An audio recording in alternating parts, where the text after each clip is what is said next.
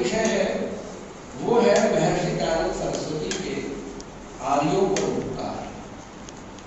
मैं आपसे निवेदन करूं, ऋषि दयानंद सरस्वती का सबसे बड़ा उपकार यही है कि हम कर्म भ्रष्ट तो थे ही, नाम भ्रष्ट भी थे। ये बहुत बड़ी पीड़ा महर्षि दयानंद सरस्वती जी के अंतःकरण में विराजमान थी कि पूना प्रवचन में ऋषि एक बार बोल गए तो उन्होंने इसको दोबारा लौट करके कहा, अरे मैं गलती से कह गया। तो कर्म भ्रष्ट तो हो गए पर नाम भ्रष्ट तो मत हो। और उन्होंने वहां कहा, आज कुमार ब्राह्मण हो, हमारा नाम बोलो आर्य है। अब आप ये कहेंगे, कैसे सोचेंगे, इतना कहते ही कि हम आर्य हैं और हमारे आर्यत्व से भरे कर्म भी होने चाहिए, इतना कहने का मतलब समझते हो? सोई हुई इस मनुष्य जाति में अभिमान जो सो गया था, उस अभिमान के अंकुरों को पौने 2 अरब वर्ष के इतिहास से, सृष्टि के आदिकाल के इतिहास से जोड़कर ऋषि ने स्वाभिमान इस मनुष्य जाति का जागृत किया, उठाया। जहां निष्प्राण थे हम लोग, उनमें प्राण डाले और हम सब सोए हुए जगाकर आत्म स्वाभिमान सुरक्षित रखा। उसका कारण यह है मातृशक्ति के बंधुओं, हमने एक साइंस का विद्यार्थी होकर हमें भी हिंदी के उद्भव काल से लेकर के और अब तक अद्यतन हमने संपूर्ण लेखकों, कवियों को, भक्तिकालीन, दीर्घकालीन, श्रृंगार वर्ग आदि आदि सुधारकों को, विचारकों को पढ़ने का प्रयास किया। रामचंद्र शुक्ल को पढ़ा, महावीर प्रसाद द्विवेदी को पढ़ा, बालकृष्ण भट्ट को पढ़ा, प्रताप नारायण मिश्र को पढ़ा, आदि आदि सब। बहुत अच्छे लोग थे, बहुत अच्छे लोग थे, बहुत अच्छे इन्होंने लेख लिखे, निबंध लिखे, सुधार की बात थे। लेकिन जितनी पहली सुधार की आग की ज्वाला मनुष्यों के हृदयों में जगाने की चेष्टा महर्षि दयानंद सरस्वती की ओजस्वी वाणी ने की थी, उतनी सुधार कोई संसार का व्यक्ति लोग कर ही नहीं पाया। कारण इनके लेखों में कहीं न कहीं अपने पद प्रतिष्ठा, मान प्रतिष्ठा सुरक्षित रहने की कामना रहती थी। मैं इतना बढ़िया हिंदी का लेख लिख दूं, इतना ये कर दूं जिससे कि लोगों में ये सब हो और मैं उसमें स्थित हो जाऊं। लेकिन महर्षि दयानंद सरस्वती के मन में इस प्रकार का कोई भाव नहीं था। मैं आपसे मिलूंगा, क्यों नहीं था? कारण से नहीं समझने। एक कारण, जो पृथ्वी से लेकर परमेश्वर पर्यंत संपूर्ण संसार की यथार्थ विद्याओं को जान लेता है और उसके आत्मा में जैसा ज्ञान और विद्या होती है, उसको सिर्फ संसार के कल्याण के लिए ही निश्चल होकर, निष्कपट होकर, स्वार्थ रहित होकर, केवल उपकार से कहने की इच्छा रखता है और ब्रह्म पद को पाकर फिर किसी और पद को पाने की इच्छा नहीं उठती। वो क्या अपनी महान प्रतिष्ठा और सम्मान की इच्छा संसार से करेगा? हम लोगों ने, हमें उदाहरण भी दे देता हूं, करूं तो करूं क्या? क्यों हमारे समाज में जब आए थे, मेरा मित्र जानते हैं, आचार्य ऋषि बाबू, मैं बचपन से जहां पैदा हुआ धर्मधर मेरा परिवार, पंडितों का परिवार।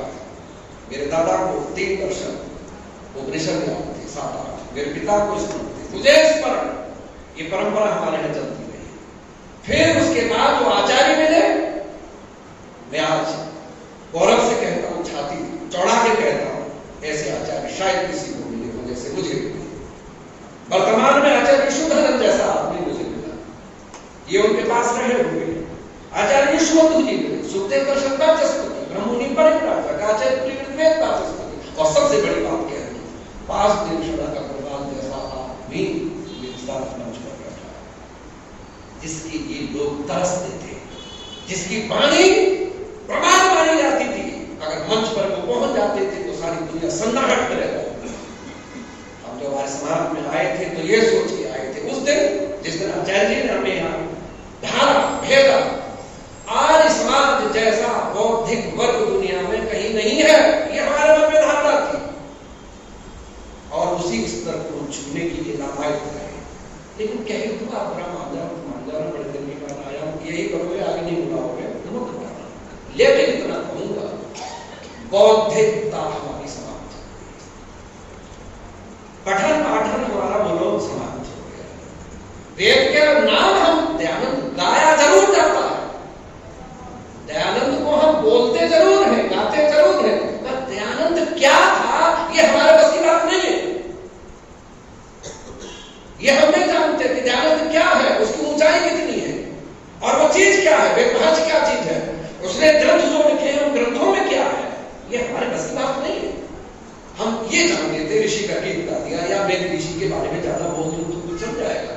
लेकिन तुम्हारे कोई से बात करती कि जब तक आप इंटेलेक्चुअल्स में नहीं जाएंगे, बौद्धिक स्तरों में आप प्रवेश नहीं करेंगे, यूनिवर्सिटी में कोई जाता नहीं है समाज का, कॉलेजों में कोई नहीं जाता, भाभा जैसे स्थानों में कोई नहीं जाता, all India ordinary research institute में तुम्हें कोई पूछता नहीं है, आप दुनिया के कई नामों में नहीं है, आपकी इस तरह स्थिति क्या बनेगी आप बताइए, सोचिए।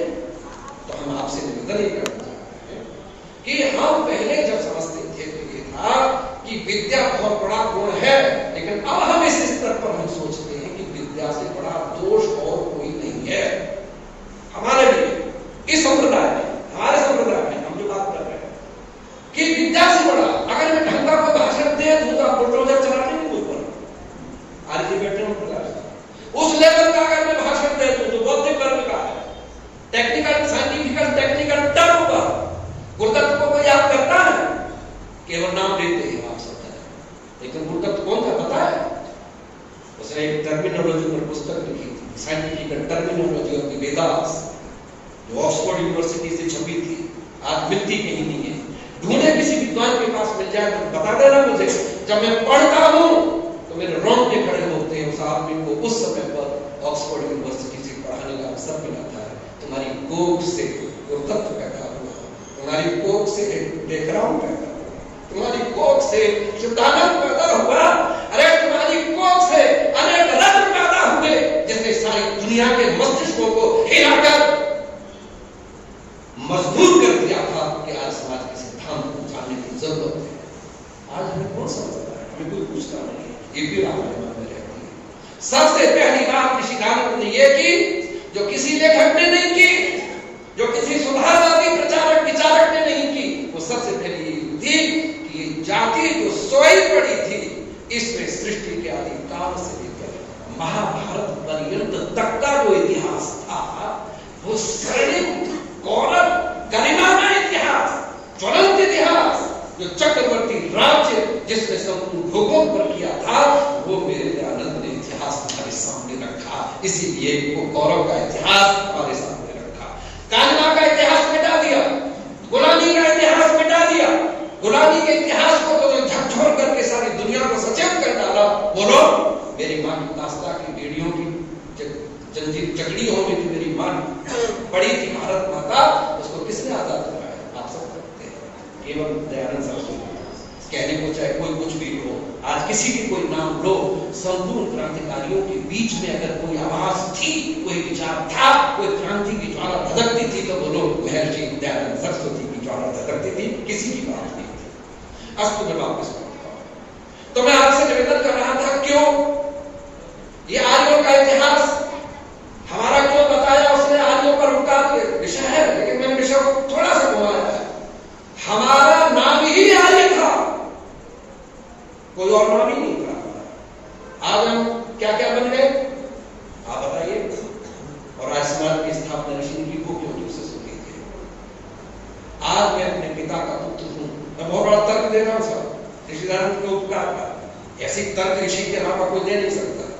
आज मैं पुत्र हूं तो मेरा कोई पिता है, और जो मेरा पिता है वो भी किसी का पुत्र है, और वो भी किसी का, और उसका भी कोई, लेकिन ये परंपरा चलते चलते चलते चलते जहां डूब जा रही है वही सृष्टि का संभालिए सब जने जरा वो सृष्टि का, वहां पर कोई माता पिता की परंपरा बोलो नहीं, वहां पुत्र पैदा नहीं हुए थे, पुत्र पैदा नहीं हुए थे। पुत्र तब पैदा होते हैं जब माता पिता की परंपरा होती है। आज मैं मेरे जो संतान पैदा होगी वो मेरा पुत्र पैदा होगा, उसकी विशेषता होगी क्या, बिना नाम के पैदा होगा। यह भी एक नई तर्क दे रहा हूं, उसी बात की केवल वैशेषिक दर्शनकार ने इसको जीवंत किया है अपने, और परमाणु की चर्चा करते हुए पता नहीं कहां से उसको टपका के खड़ा कर दिया वैशेषिक दर्शनकार ने। मैं आपसे निवेदन करता हूं, मैं अपने पिता के जो पुत्र पैदा हुआ हूं बिना नाम के पैदा हुआ, मेरा नाम पिता रखता है, इसलिए सिद्धांत है पिता नाम करोति प्रसिद्ध्यर्थम, पिता नाम रखता है प्रसिद्धि के लिए। क्या बात है, मैं रचना से सिद्ध हूं, मैं रचना से सिद्ध हूं, मेरी आकृति बोलो सिद्ध है, मेरा शरीर सिद्ध है, मैं मां के गर्भ से पैदा हुआ हूं, मैं सिद्ध हूं। इस सिद्ध को प्रसिद्ध करने के लिए पिता बोलो नाम करता है, और कोई नाम नहीं करता, ये सिद्धांत है। लेकिन जब सृष्टि के आदि में पैदा हुए थे तब पुत्र पैदा नहीं हुए थे, तब पिता पैदा हुए थे। क्यों? प्रभु की संपूर्ण सृष्टि कारण पैदा होती है, प्रकृति का कार्य तो है, लेकिन हमारे लिए वो लोग कारण है। समझ रहे हैं बेटा, नहीं समझ रहे? हमारे लिए वो कारण है, वृक्ष हमारे लिए कारण, चंद्रमा हमारे लिए कारण, सूर्य हमारे लिए कारण, वायु हमारे लिए कारण, जल हमारे लिए कारण, अग्नि हमारे लिए कारण, पृथ्वी हमारे लिए कारण, औषधि वनस्पति हमारे लिए बोलो कारण, सब हमारे लिए कारण। क्योंकि हम उस कारण से अपने कार्यों को सिद्ध करते हैं। वायु अगर न हो तो हम कुछ नहीं कर सकते, जल अगर न हो तो हम कुछ नहीं कर सकते। ये प्रभु की सृष्टि में, सृष्टि के आगे में जो पैदा हुए थे वो आगे की सृष्टि को चलाने के लिए माता पिता पैदा हुए थे। जो स्त्रियां हुई वो माताएं हुई, जो पुरुष हुए वो पिता हुए। और बड़ी खास बात ये थी कि क्यों नहीं, क्योंकि माता पिता की परंपरा नहीं थी। अध्ययन का तर्क देखिए साहब, बहुत बड़ा तर्क है। चूंकि सृष्टि के आदि में पिता होते हैं, माता होती है, इसीलिए पूछा कि ईश्वर ने पैदा तो किया था, बोले हाँ, तो उस ईश्वर को किसने पैदा किया? ये प्राय साइंटिस्ट बहुत पूछते हैं, उस ईश्वर को किसने पैदा किया? कारण कहता है पुत्र पैदा होते, तब ईश्वर को सिद्ध करना पड़ता कि उसको किसने पैदा किया, जो कि पिता का पुत्र, पुत्र का पिता होता है। लेकिन जो पिता पैदा होते हैं उन पिताओं के पिता का कोई भी पिता नहीं होता, वो करो पिता होता। सर्वेषां जनक नैव कश्चित् जनक, वो सबका जनक है, उसका कोई जनक नहीं होता। समझ में आ गई? वो तो पिताओं का, बोलो सकते हैं पिताओं का परम पिता है। परम मानी लास्ट सीमा, चरम सीमा, उससे आगे कुछ नहीं है। वो समस्त कारणों का कारण है, उसका कोई कारण नहीं है, वो एब्सोल्यूट है, वो कहीं के वहीं है। इसलिए दानव का पहला तर्क है जहां साइंस आ जाती है वर्तमान की, क्या पिताओं का पिता होने से कोई भी उसका पिता नहीं है, मां की मां होने से उसकी कोई मां बोलो नहीं है, वो सबकी मां है और सबका पिता है। और जो पैदा हुए थे वो पिता पैदा हुए थे आगे की सृष्टि को चलाने के लिए। एक बात। दूसरी बात, अगर पुत्र होते तो बिना नाम के पैदा होते। अरे साहब ये नई तर्क है, मैं हाथ जोड़ूंगा आप सबसे, दिमाग थोड़ा सा लगा लेना मेरे साथ। ऋषि पाल की भैया, अगर मैं आज जैसे पैदा होता हूं तो बिना नाम के पैदा होता, लेकिन सृष्टि के आदि में जब हम सब पैदा हुए थे तो बिना नाम के पैदा नहीं हुए थे, नाम के सहित पैदा हुए थे। ये लिखता है वैशेषिक दर्शन का। तो हमने पूछा नाम क्या था, तब दयानंद को कोट करता हूं मैं, और क्या परमपिता परमात्मा का नाम जो है वो अनेक नामों में अर्य नाम है। अर्य, और अर्य का दो अर्थ है, एक स्वामी एक वैश्य। एक स्वामी एक वैश्य। स्वामी का क्या अर्थ है? प्रत्येक परमाणु का स्वामी है, उत्पन्न हुए संसार का बोलो स्वामी है, उत्पन्न नहीं हुआ था तो कारण का स्वामी है, उससे अतिरिक्त कोई और स्वामी बोलो नहीं। ठीक है? जब संसार उत्पन्न हो रहा था तब उसके स्वामित्व में था, जो उत्पन्न हो गया है तब उसके स्वामित्व में है, प्रलय जब होगी तब उसके स्वामित्व में है, ये स्वामी है। और वैश्य का क्या अर्थ है? बनिया में पिताजी प्लीज सिट, बी सीटेड। ना उठने दूंगा, ना उठना देना चाहता हूँ। During this period you will remain with me now till व्याख्यान will not be completed by me here now, you will remain with me. तो मैं निवेदन करना चाहता हूँ आप सबसे, जो बड़ी तर्क की बात है, वैश्य का अर्थ यहाँ बनिया नहीं है जो व्यापार करता हो, हाँ है जो जगत का व्यापार करता है, इसलिए वैश्य है वो। नहीं समझे होंगे अभी, ताकत लगानी पड़ेगी सब मेरे साथ। जगत का बोलो व्यापार करता है, तुम अपना व्यापार करते हो, चीज लेते हो, बेचते हो, फिर चलाते हो, तुम्हारा व्यापार है, इससे तुम बेच के लाते हो। लेकिन जगत का व्यापार सिवाय ईश्वर के कोई नहीं कर सकता। जगत का व्यापार क्या है? उत्पत्ति करना, स्थिति करना, प्रलय करना। कौन कहां लिखा? वेदांत दर्शन में व्यास लिखते हैं जगत व्यापार वर्जन तत्व करना दर्शन हेतुत्वाच, अर्थात जगत का व्यापार सिवाय प्रभु को छोड़कर कोई नहीं कर सकता, क्योंकि संपूर्ण परमाणुओं का वो तो सही स्वामी है। परमाणु उसी के इशारे से नाचते हैं, मेरे इशारे से परमाणु बोलो नहीं नाचता है। जब जब जिस जिसको बनाने के लिए मिलाता है वो परमाणु मिलता है, वो चीज बन जाती है। उसका सर्वोच्च ज्ञान ही है जो उसको रख पाता है। अब सवाल इसीलिए वो वैश्य है। तो परमपिता परमात्मा का नाम आर्य है, साथ दे दीजिए मेरा। तो व्याकरण का एक नियम है कि आर्य में यदि तद्धि हम लगा के प्रत्यय कर दें तो बन जाता है। तो स्वामी अर्थ करते हैं आर्यस्य स्वामिनस्य ईश्वरस्य पुत्राः आर्याः, अर्थात सृष्टि के आदि में जो आगे सृष्टि को चलाने के लिए पैदा हुए थे वो ईश्वर के वो आर्य के पुत्र थे, इसीलिए उन सबका नाम बोलो तो सही आर्य है। तो अब कौन पैदा हुए समझने बोलो एक बार, कौन पैदा हुए इस सृष्टि में? आर्य ही पैदा। हमारा नाम किसी ने नहीं रखा। तो दयानंद का तर्क देखो, ऐसा तर्क देने वाला मेरे ऋषि को छोड़कर कोई नहीं मिलेगा। मैंने कह दिया था एक बार भाभा में बोलते हुए, और मैंने कहा क्या कि ऐसी तर्क कोई नहीं मिलेगा। क्या स्वामी क्या लिखते हैं? आदि लोग बाहर से आए थे, घराने हुए थे, ये लोग हुए थे, सबने झूठा इतिहास लिखा। तो स्वामी लिखते हैं ऐसा संस्कृत के ग्रंथों में कहीं भी नहीं लिखा। ये दयानंद का तर्क है। इस देश में जो पैदा हुए वो बिना नाम के पैदा नहीं हुए। जरा गौरवता जगाओ, बिना नाम के पैदा नहीं हुए, वो तो सही नाम के सहित पैदा हुए। और हमारा नाम सबका क्या था? एक बार दिल्ली यूनिवर्सिटी में व्याख्यान था, तो एक गृहनाथ गोस्वामी थे, आप पुराने लोग होंगे, रावड़ी जी आप बैठे, सनातन धर्म के बड़े पंडित थे।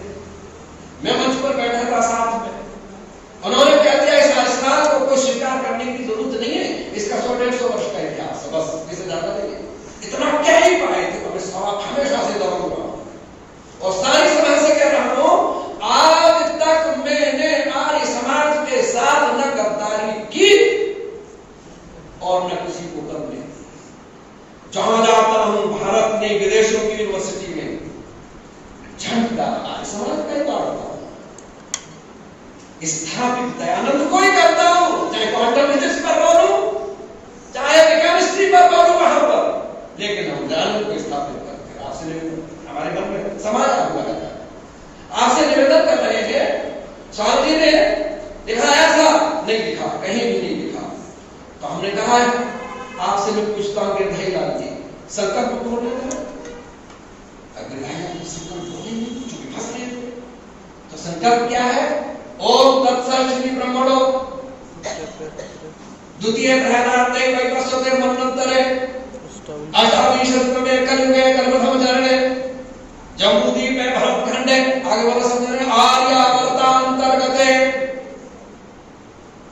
तू बोल रहे हिंदू धर्मांतर्गत है, सनातन धर्मांतर्गत है, बोलो अगर तुम्हें दम है तो। हवा खराब है। हमने पूछा क्यों?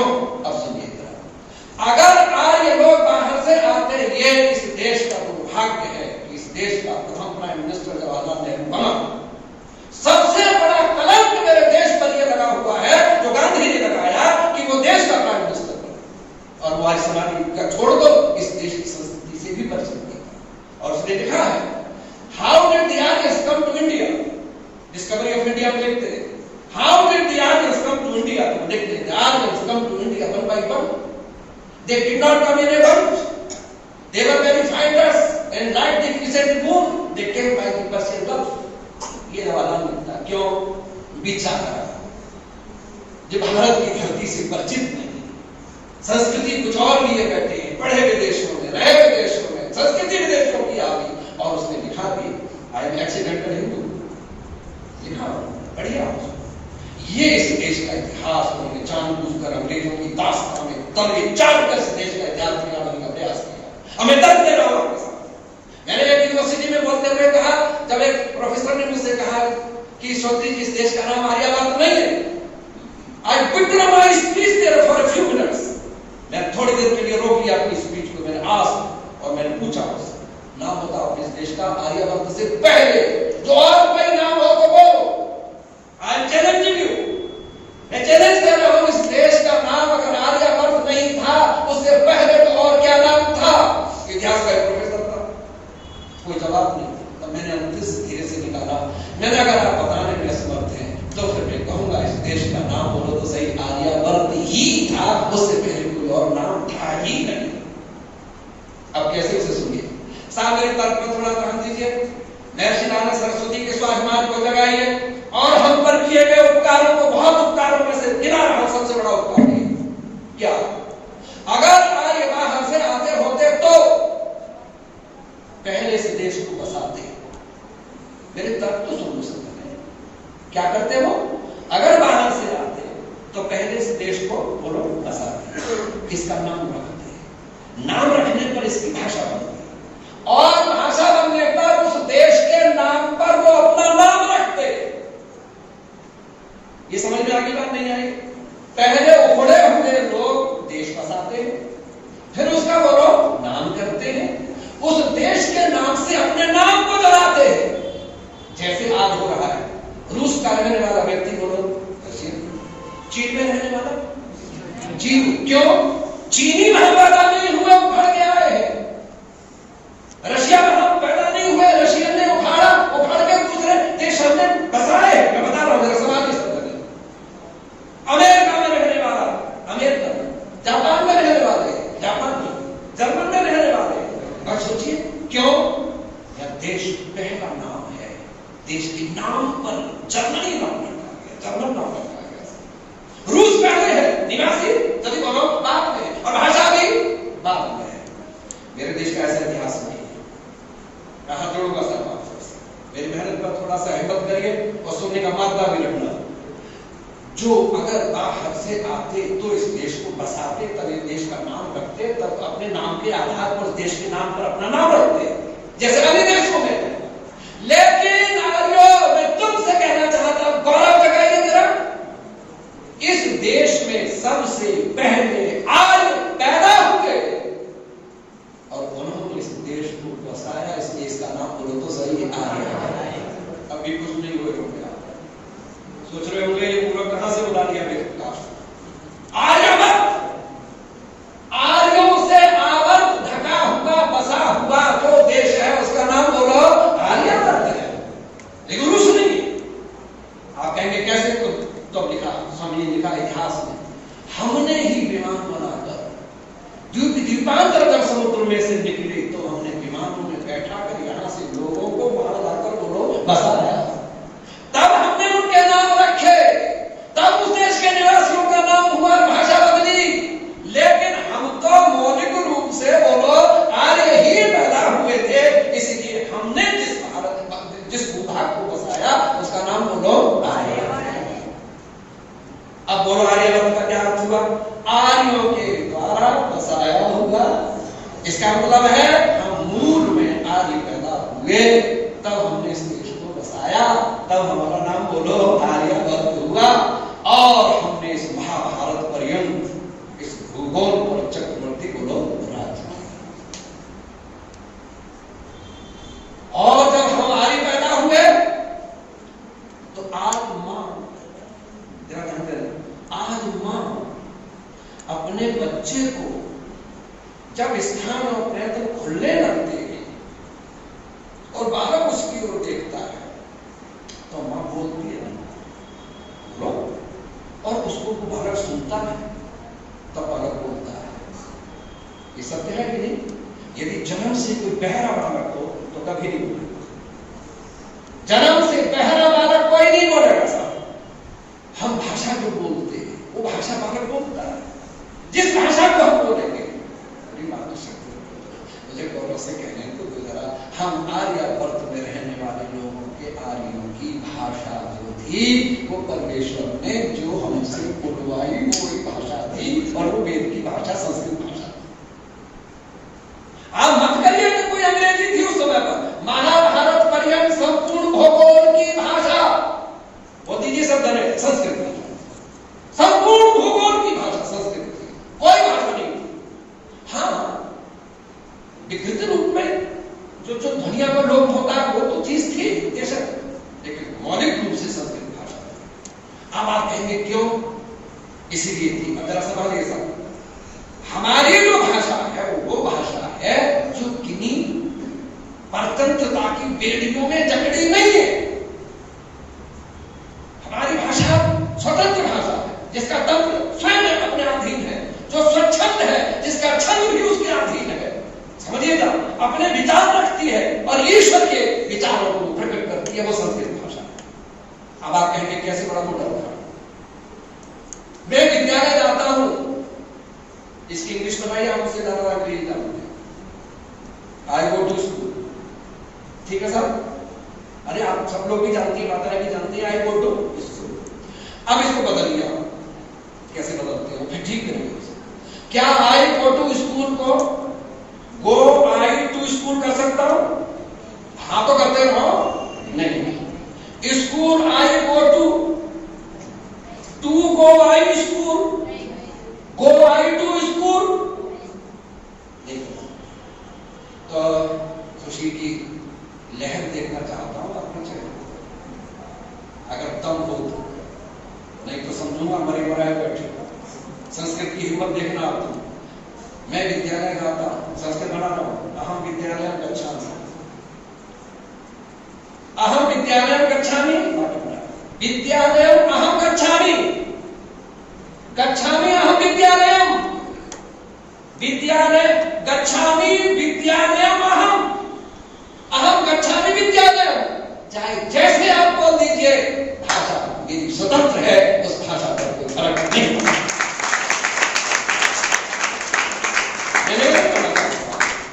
यह है भाषा का दम। मैं निवेदन कर रहा हूं, कारण कर्ता का क्रिया से कर्म का संबंध बोलो होगा ही। कर्ता का क्रिया से संबंध है, क्रिया का बोलो तो सही, कर्म से संबंध है, चाहे यो रख लो, चाहे यो रख लो, चाहे यो रख लो, चाहे यो रख लो, उसका तंत्र बोलो तो सही, स्व है, इसलिए स्वतंत्र है। अरे जिसकी भाषा स्वतंत्र हो तो भाषा में भीतर का ज्ञान भी बोलो तो सही, ईश्वर का दिया हुआ स्वतंत्र हो, वो आर्य भी स्वतंत्र रहता है, किसी के पराधीन कभी रहता ही नहीं है। वही आर्य है जिसमें गुलामियत के संस्कार है, जो गुलामी पर को ढोता है, जो दास्ता की निशा में बेसुध सोया रहता है, जो दूसरों की छूटन को चाटता रहता है, तब वे चाटता है, वो आर्य नहीं है। मैंने बुरी लग रही होगी मेरी बात, स्वयं जगा रहा हूं, दयानंद को जगा रहा हूं, इसीलिए कहता हूं दयानंद सरस्वती, मेरा दयानंद सरस्वती वो सरस्वती है जिसके सामने खड़े होने के बाद कोई बोलने का हिम्मत बोलो रखता है। एक इंग्लिश का राइटर हुआ है जॉर्डन, बेटा बेटा बेटा हम बात नहीं करते, it is wrong. If you want to sit here then sit, not to I will not have to speak here, please sit. सुन लो समझे, मेरा व्याख्यान बहुत देर नहीं, थोड़ा और समय है बस, सुनिए। देखिए आपसे निवेदन क्या करना आता, बोलो। राइटर है जॉर्डन, जॉर्डन बहुत बढ़िया, पकड़ना चाहता हूं जॉर्डन। जॉर्डन क्या लिखता है? जॉर्डन ने बहुत लिखा, पर एक बात लिखता है, क्या लिखता है कि हमने इंडिया में सुना है कि हिरण्याक्ष नाम का एक व्यक्ति इस पृथ्वी की वो चटाई की तरह लपेट के सोता है। जॉर्डन ने भी लिखा है, पढ़ना कोई मंगा के देता, पढ़ना काउंटे खड़े हो जाएंगे, ऐसा हम लोग पढ़ते भी नहीं, सोचते भी नहीं, तो उसने लिखा है, सिद्धांत पर उसने लिखा है, बहुत बढ़िया जॉर्डन। मैंने बता करना चाहता, तो वो कहता है कि हिरण्याक्ष नाम का व्यक्ति पृथ्वी को चटाई की तरह लपेट के सो गया, ये बात तो असंभव है।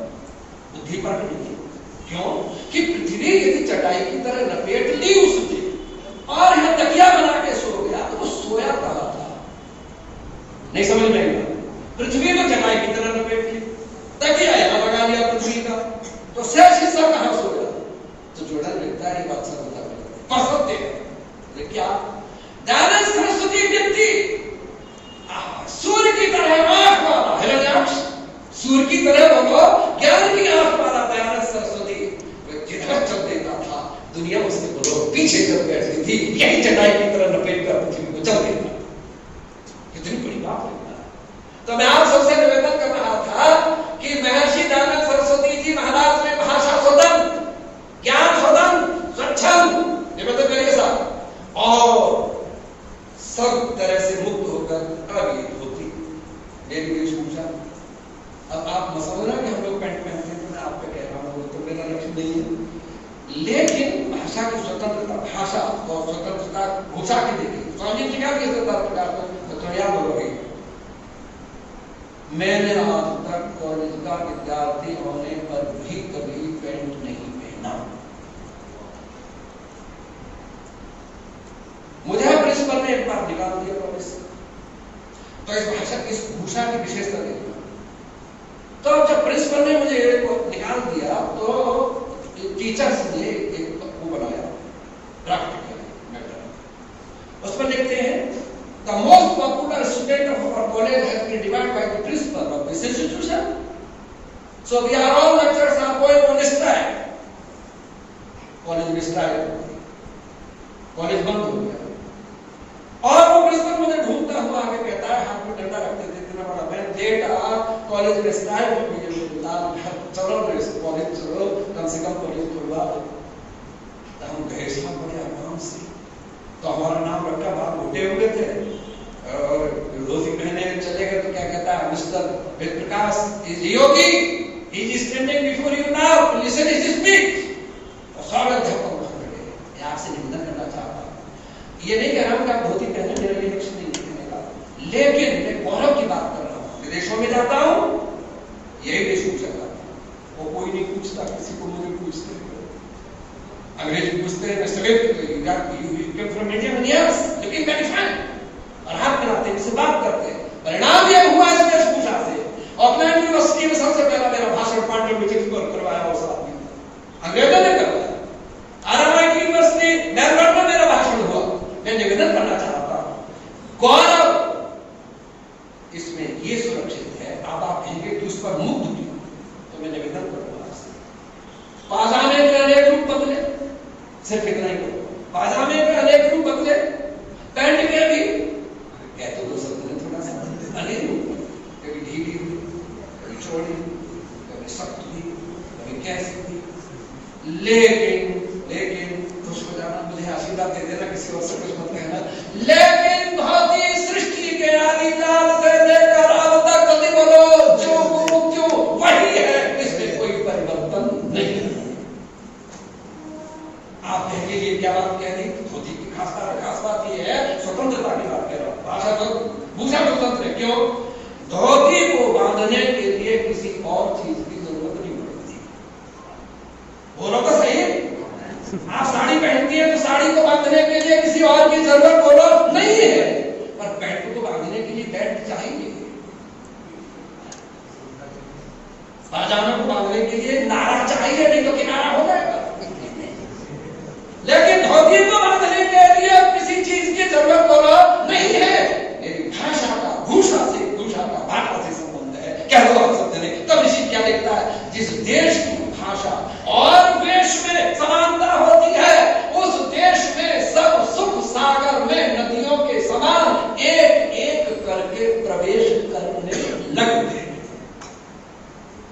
बड़ी बात है, हम देखने में लगते हैं पर रहे नहीं भारतीय। अरे दयानंद सरस्वती तूने हमें जगाया, और क्या करूं, समय भागा जाता है। हम आर्यवर्त के इस देश में रहने वाले आर्य पुरुष थे, भाषा भी आर्य भाषा। एक बात और कहते साहब, स्वामी दयानंद की विचार से जो प्रभावित थे वो उस समय, नाथुराम शंकर शर्मा हिंदी साहित्य का एक बड़ा अद्भुत आदमी था। उनके सामने कोई आदमी कभी संसार के इतिहास में आज तक नहीं हुआ, पर एक कवि थी जो दयानंद की था, सिर्फ एक कवि। उसने ग्रंथ ऐसा लिखा जो आज तक कोई नहीं लिख पाया, लेकिन दयानंद सरस्वती का जब तमाचा लगा कान पर, उसने वो ग्रंथ जला दिया। तो नारायण प्रसाद मेहताब ने लिखा था, तो हिंदी का बहुत बड़ा कटु आलोचक था। हे कविराज, यदि तुम्हारा वो ग्रंथ होता तो तुम संपूर्ण धरती पर कवि कुल शिरोमणि होते, तुम्हारे सामने कोई टिकने वाला नहीं। हिंदी साहित्य सम्मेलन बहुत बड़ी चीज मानी जाती थी उस जमाने में, हर इतिहास से निवेदन कर रहा, अब नहीं है, पहले बहुत बड़ी चीज मानी जाती थी। उनका उनको अध्यक्ष बनाने की बात कही कि आप अध्यक्ष बन जाइए, तो पता है क्या बोले, मैं अध्यक्ष नहीं बनूंगा इस हिंदी साहित्य सम्मेलन का। बोले क्यों? तुमने इसका नाम हिंदी रखा हुआ है, हिंदी में मुझे बू आती है नाश्ता। तो बोले क्या नाम होना चाहिए? यदि इसका नाम तुम आज से आर्य भाषा साहित्य सम्मेलन नाम रख दोगे तो मैं इसका अध्यक्ष बन जाऊंगा, नहीं तो नहीं बनूंगा। और आज आदमी जरा सी बात पर फिसलता है। हमारे सैकड़ों भग गए हमें छोड़ के, हरबंदा जी, और तुमने उनके तलवे चाटे सबने। एक आदमी का भी फोटो प्रकाशित हुआ है तो शिव जी की मूर्ति की पूजा कर रहा है, पूजा कर रहा है, सेठों के यहाँ पर टट्टी खाता रहा वो आदमी, उसको तुम पूछते रहे। हमारे पाले हमने पढ़ाए, गुरुकुलों में फ्री पढ़े और हमें छोड़ के भाग गए, जो छोड़ के भगे तुम उनके पीछे भगे। क्या बात है? मेरे दयानंद में क्या कमी थी? दयानंद के सामने कोई टिकने दिखा, हम नहीं गए आज तक और हम यही रहेंगे। आप हमें बुलाइए न बुलाइए, बराबर मानिए, मैं आलोचना की दृष्टि से नहीं बात कर रहा हूं, गौरव की बात कर रहा हूं, अपने ऊपर गौरव कर रहा हूं। आप बुलाइए तो न बुलाइए, जिंदगी में धिक्कारिए, चाहे जो कुछ कीजिए, हम सब्जी बेचेंगे, हम कुछ भी बेचेंगे, हमने बेचे। एक दिन हमने केले बेचे तो हमारी पत्नी ने कहा तुम कहां थे? तो केला बेच रहे थे। क्यों बेच रहे थे? आज समाधि हमें नहीं बुलाया, उस दिन हम क्या खाएंगे? लेकिन हम आज समाज को छोड़ नहीं सकते थे, इसीलिए केला भी बेचे। तो मेरे कॉलोनी के लोग कहते थे आईएएस आईपीएस वालों को रहते हैं, अरे श्रोत्री आईआरएस तुमने किया, आप क्यों खड़े हुए? तो मैंने कहा केला बेच रहा हूं।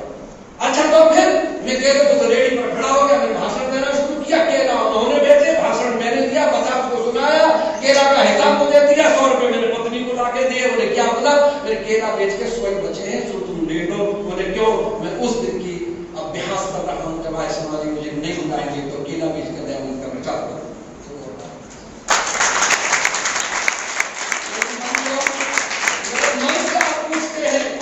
एक व्यक्ति ने मुझसे कहा था कि छोड़ देना समाज के झूठी रोटियों पर, क्या तुम रखते हो? मैंने कहा स्वामी दयानंद को प्राप्त करना चक्रवर्ती राज्य के समान है। मैं दयानंद को छोड़ने वाला नहीं और नहीं छोड़ूंगा, लास्ट मोमेंट तक इसी में रहूंगा, कुछ नहीं। क्यों? अगले जन्मों में योगी बोलूंगा, अगले जन्मों में ऋषियों की पदवी को प्राप्त करूंगा, योगियों के संग में योगी ही रहेगा, योगियों के संग में भोगियों का कोई मतलब बोलो है ही नहीं। इसीलिए आर्य जाति का गौरव जगाया, इतिहास जगाया। एक बात, दूसरी बात, आप बैठिए सब, इतना दर्द, इतनी पीड़ा किसी के पास नहीं थी। अंग्रेजों के जमाने में एक पत्रिका निकलती थी, उसका नाम था संजीवनी, नाम मैंने सुना होगा, मैंने बोला, उसको पढ़ा। उसमें अंग्रेजों के द्वारा गणना की हुई विधवाओं की गिनती थी। और मेरी माताएं पुरानी भी बैठी होंगी तो मेरा हृदय से साथ देना और सुदृष्ट को अपनी आंखों के सामने लेके आना, जो दयानंद की आंखों में दर्द की पीड़ा समाई हुई थी। वही व्यक्ति था जो सारी रात नहीं सोता था, वही व्यक्ति था जो सारी रात रोता था, सिर्फ हमारे लिए हो गया। बताऊं विधवाएं कैसी थी? गर्भ की विधवाएं पत्रिकाओं मैंने पढ़ा, 5 वर्ष की विधवाएं मैंने पढ़ी, 10-12 वर्ष की विधवाएं मैंने संख्या पढ़ी, 20, 21, 25 वर्ष की विधवाएं मैंने पढ़ी। जब मैं पढ़ रहा था तो मैं रो रहा था, सारी दुनिया मुझे रोटी नहीं खाई। हाय ये विद्या मेरे देश की, तो कितनी गहरी पैठ बनाई हुई थी मेरे दिलों में। मैं नहीं समझता था कि गर्भ की विधवाएं कैसी होती है, ईमानदारी से मैं नहीं समझता था। लेकिन मैंने दादा से पूछा कि गर्भ की विधवाएं क्या होती है, तब उन्होंने कहा बेटा इस देश में इतनी अविद्या थी कि ये माताएं हमारी गर्भवती जब हो जाती थी तो गांव में दूसरे से विवाह कर लेती थी बच्चों के, तेरा बालक होगा, मेरी लड़की होगी, मेरा लड़का होगा, तो विवाह हो गया। मैं क्या कह रहा हूं, मेरी बात समझ रहे सब? विवाह हो जाता गर्भ में। जिसने सारी दुनिया का मुंह देखा, जिसने आंखें न खोली, जिसने चित्र कोई देखा ना हो, गर्भ के काल कोठरी में अब प्रकाश के गहने अंधकार में डूबा हुआ एक बालक, वो विवाह हो गया उसका। और सुनो कान खोल कर जब वो पैदा होता था तो न लड़की पैदा होती थी लड़का पैदा होता था, लड़की विधवा पैदा होती थी, इससे बड़ा अपराध इस देश का कोई था ही नहीं। क्या होती थी? विधवा। और तुम कैसे महान लोग थे? विधवा पैदा हुई है, अब उसका विवाह बोलो नहीं, सिर मुड़ाए हुए चित्र याद करो जरा, ये चित्र याद तो करो मैं जो बोल रहा हूं, हाथ में डंडा लिए हुए, सफेद वस्त्र पहने हुए, गले में घूमती थी। अगर कोई व्यक्ति उसे देख लेता था तो अपशब्द बोलकर उससे कहते थे आज साण का दर्शन कर दिए, आज रोहिणी बिहेवियर को बेचारी इन अपमान भरे शब्दों को सुनकर गली में दरवाजे उसके दीवार की ओर मुंह खड़ी होकर छिपकर खड़ी हो जाती थी। उसका कोई मुंह देखना पसंद नहीं करता था। बंधुओं मेरे दिल से पूछो मैं क्या बोला था? खड़ी हो जाती थी यावत जीवन, विधवा पैदा हुई और जब तक जीती थी तब तक विधवा जीती थी। कोई उसके दर्शन नहीं करना चाहता, मुंह छिपा देती थी। 5 वर्ष की विधवा, 12 वर्ष की विधवा है, इतने वर्ष की विधवा है। ये पीड़ा सिर्फ आनंद के हृदय में थी। मेरा मन भरता है, हाय ऋषि तू कितना दर्द लिए बैठा था, मैं नहीं सुना पाऊंगा, समय बहुत कम है मेरे पास, 10 मिनट तो तुमने वैसे ही खा लिए मेरे, और तुम्हारी ही आवाज में तब था कि तुमने परमेश्वर से सहायता मांगकर जब उनका खरीदी तब तुमने कहा था भ्रूण हत्या ब्रह्म हत्याओं के बराबर है, स्वब्रह्म हत्याओं के बराबर। तेरी आवाज में उत्तम था।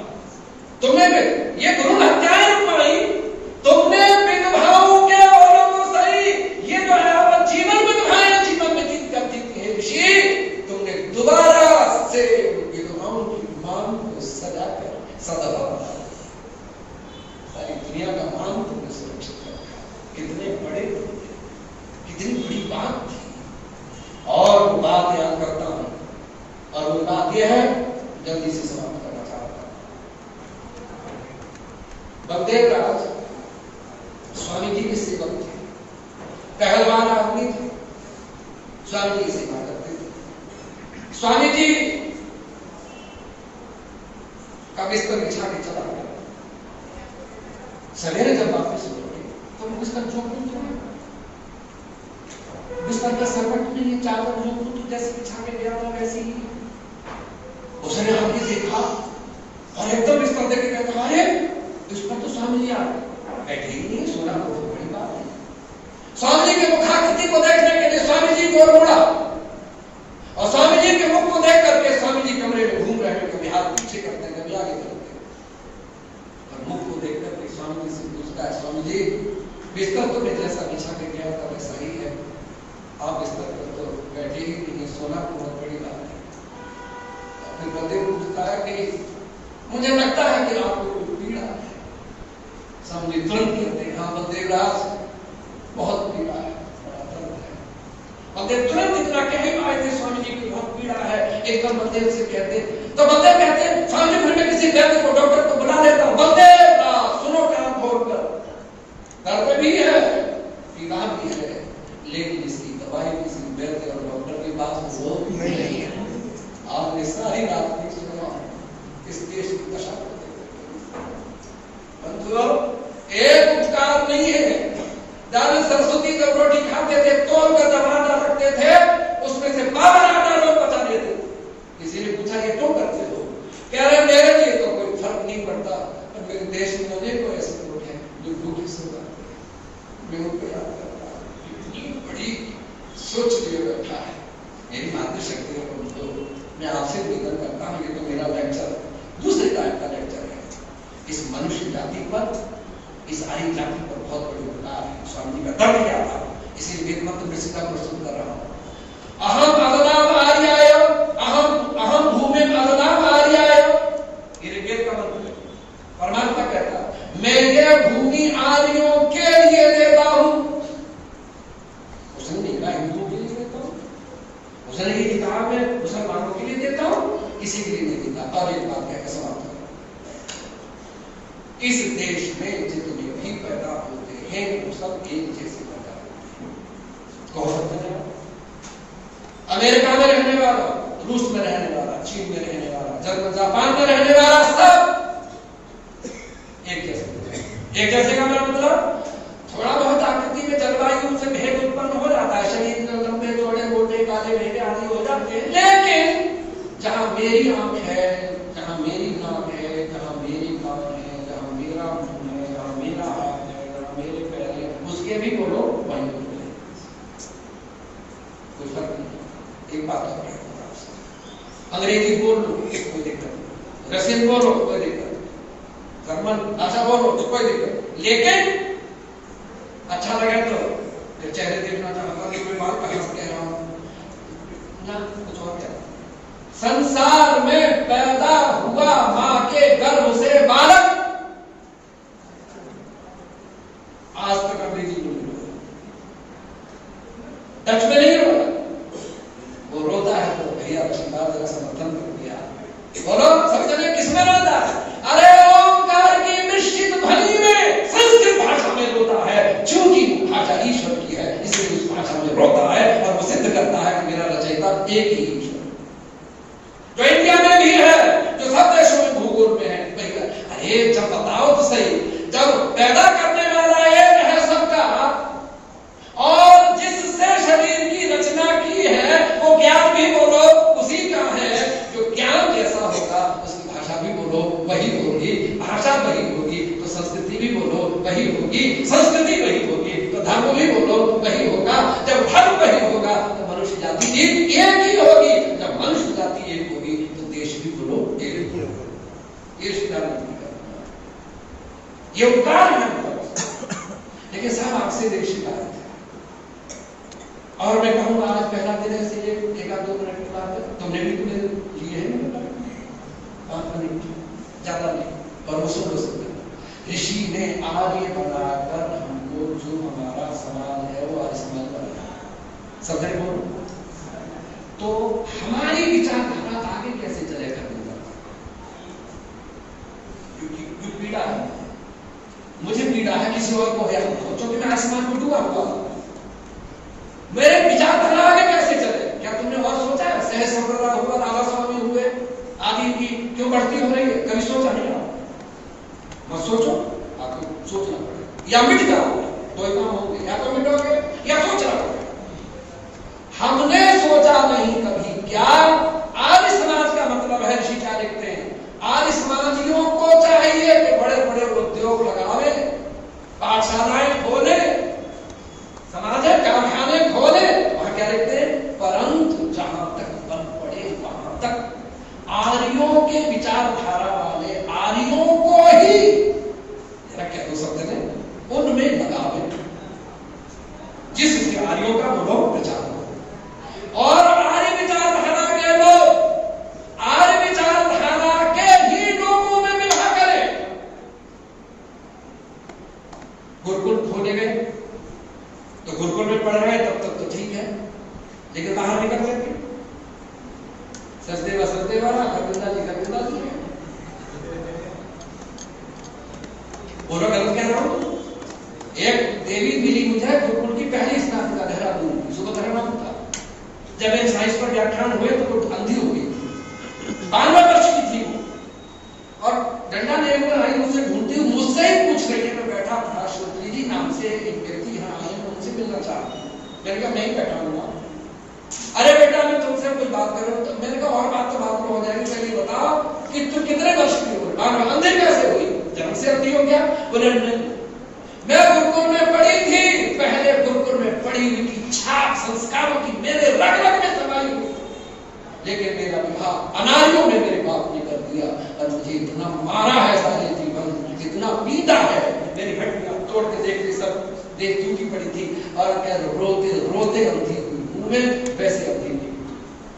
आप सोच रहे हैं आपके पास विचारधारा को फैलाने का साधन क्या है? वो बताओ क्यों नहीं सब जने? जब तक विवाह परस्पर आर्यों में नहीं होंगे तब तक विचारधारा पल्लवित आगे नहीं होगी। ये है आर्य समाज, ये आर्य समाज है, इसमें मैं बोल रहा हूँ आर्य समाज है। आर्य समाज ये नहीं है कि लड़का बढ़िया बना दिया, वो लड़की गलत बंदे पड़ गई, वो वहां समाप्त हो गया, लड़की गलत घर में चली गई, वो वहां समाप्त हो गई, विचारधारा का पल्लव समाप्त हो गया, इसलिए हम समाप्त हो गए। नया समाज का उपदेश बराबर नहीं मानोगे? कुछ बातें बड़ी में भी सुन लिया करो।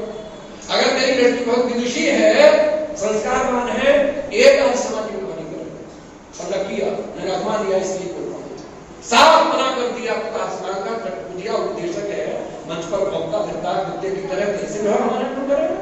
देखा क्या तुम पर पैसा नहीं? ये शब्द है मेरे साथ जो बोला।